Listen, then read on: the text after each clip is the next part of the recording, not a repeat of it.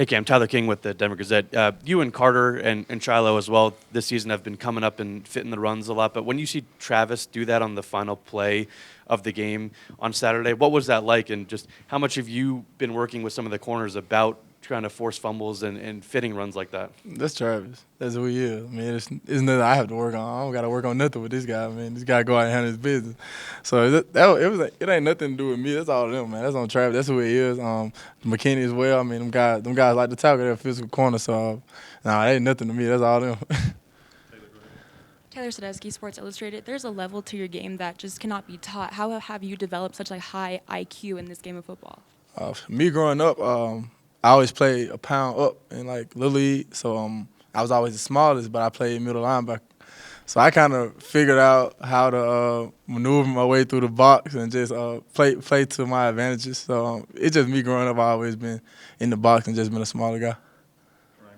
You said you don't need to help Travis with anything, but we saw on that final play that you kind of called him over and showed him where the fit was. Mm-hmm. What did you see there, and kind of what was that conversation? They had two tight ends to the same side, and they had 1 and 44. They was not really just physical guys, so I figured they was blocking down. Honestly, Travis just being Travis at the end of the day. It was the play call set up, and they were outnumbered, so I just called Travis over. It wasn't nothing like everybody tried to make it. It was just regular football for real. Cam, Troy Finnegan, CU Sports Report. They call it the bounce house down in Orlando. Going to be a hostile environment. How much have you guys learned from the way that you started the game last time in a hostile environment in Lincoln? Just everything. Just trying to start fast. I mean, we had a problem with that since I've been here. Honestly, I'm just coming out and starting fast from the jump. We had a pretty good start this week, coming out and getting a 3 and out.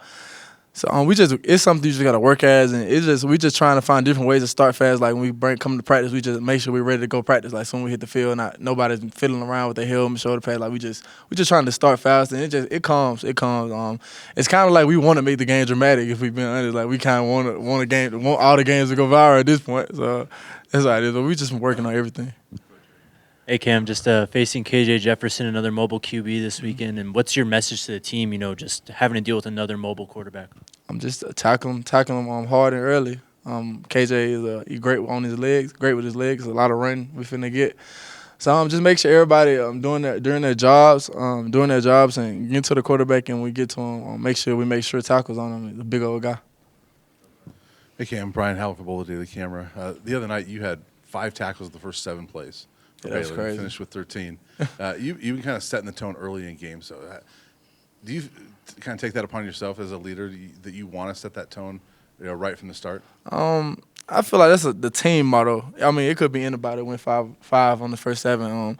I was just the guy that game. So I'm a kind of lead by example guy naturally, and it was just the plays were there for me to make, so I just made sure I made them. And it picked my team up a lot, and the guys rallied behind me. Do you feel like you're playing the best football you've played in college? No. Yeah. I mean, this is something I've been doing for a minute. I mean, I was an All-American too at one point. Like I was an All-American coming here. So there's nothing new to me. It's just me. Like Coach Prime said the other day, I've been consistently being who I am. So that's what I've been doing. Hey, Cam, you and the rest of the guys from Texas got to go home and play against TCU last year in your home state. I'm from Alabama, but I got you. I'm sorry, the guys from Texas got to you. go. I know you played for Coach Prime. Yeah, I got you. There's a lot of guys on this team from Florida. Mm-hmm. Obviously, this week this is a special game for them. Have you seen kind of any added excitement for a lot of those guys? Have I? Lord, these guys ready to go back home. We've been everybody trying to trade tickets and everything. They got 1 million people coming to the game, so it's everybody excited to go down there to Florida. It's gonna be a nice venue, a nice team to play against. Hi, Cam. Adam Tiger, 24/7 Sports. Last week, Carter Stottmeyer was saying that you were one of the guys that's really kind of helped him along early on at safety. What have you seen with him in this role and kind of his growth as a safety? Carter is an easy guy to play with. He wants to learn. He actually wants to learn. He wants to be there to the meetings. He wants to sit in meetings, and he wants me to talk to him and talk him to the things. So whatever he needs, I'm there for him. I try to be there as much as possible. If I don't know something, I make sure we get somebody in that knows it. I try to find answers for him. From him, it's just him. He just really wants this thing. Like, it's kind of just a different thing with him. He really wants to be there. He wants to get better every game. We sit in there and watch film without coaches. Like, we watched the last game with just me and him. And we just really just went through every play, like, all right, bro, your feet could have been better here, you could have been better here, we could have did this better. So it's just his want factor with me. I mean, I love the way that he wants it. Hey Cam, I'm Jack Carlo with Buffalo's Wire. Another teammate I want to ask you about, DJ McKinney in the secondary. Just what's it been like working with him?